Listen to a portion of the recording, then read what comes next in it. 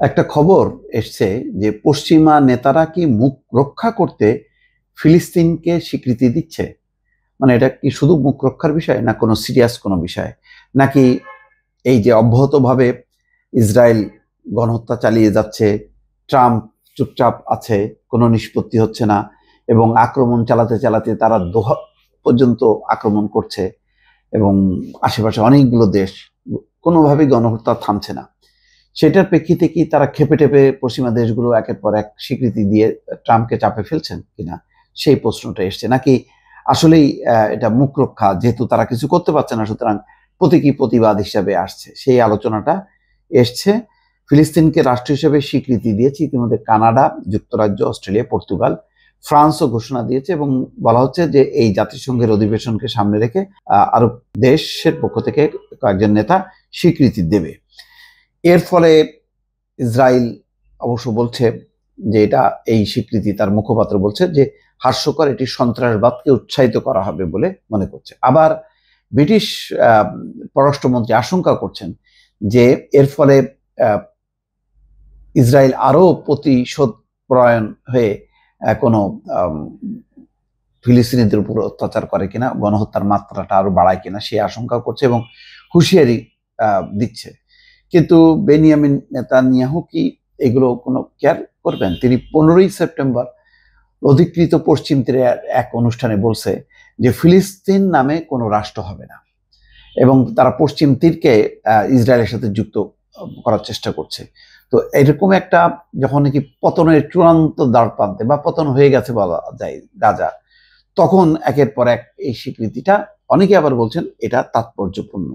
এটা বলছেন যে অবমাননা, হত্যাকাণ্ড এবং শত সহস্র ফিলিস্তিনকে ঘর ছাড়া করার বিরুদ্ধে এটি একটি ক্ষুদ্র এবং প্রতীকী পদক্ষেপ। এর বাইরেও এর পদক্ষেপটি গুরুত্বপূর্ণ। কেন গুরুত্বপূর্ণ?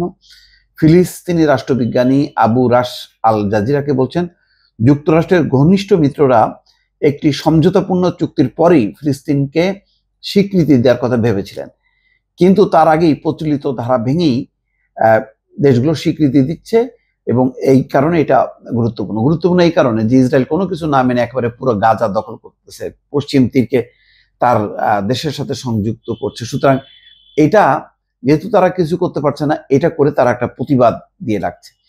ফিলিস্তিনকে রাষ্ট্র হিসেবে 4 দেশের স্বীকৃতি দেওয়ার দিনও গাজায় নৃশংস হামলা চালিয়েছে।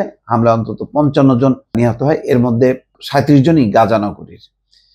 তো আবার কেউ বলছেন যে এটা লোক দেখানো স্বীকৃতি। লোক দেখানো স্বীকৃতি হোক আর যাই হোক না কেন, তারপরও তো এটার একটা মানে মূল্য আছে, এবং সেই চাপটা অনুভব যদি না করতো, তাহলে কিন্তু এই যে জাতিসংঘের সাধারণ পরিষদের যেই আরব নেতারা আসবে, আরব নেতাদের সঙ্গে ট্রাম্প আলাদাভাবে বৈঠক করবেন, এবং এই বৈঠকের ফলাফল নিয়ে তিনি 28 তারিখে সম্ভবত নেতানিয়াহুর সাথে বৈঠক করবেন। এবং নেতানিয়াহু যেটি চাচ্ছেন যে গাজা যখন নাকি দখল হয়ে যাবে ইসরায়েল, তখন ইসরায়েল বাহিনী সেখানে থাকবে না, তার বদলে আরব দেশগুলোর একটা শান্তিরক্ষী মিশন সেখানে থাকবে, এবং একটা স্বাধীন কর্তৃপক্ষ মানে সেখানে গঠন করবে, যেখানে হামাস থাকবে না। মানে যুক্তরাষ্ট্র একটা মাঝামাঝি লাইন নিছে, তারা ইসরায়েলের পক্ষেও আছে, আবার আরব দেশকেও সাথে রাখতে চাচ্ছে।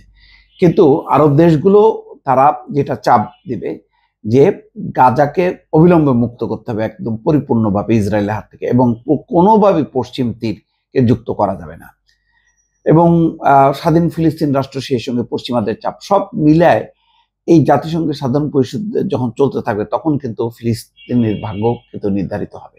তখনই হয়তো বোঝা যাবে যে কি ঘটতে যাচ্ছে ফিলিস্তিনে। দর্শক।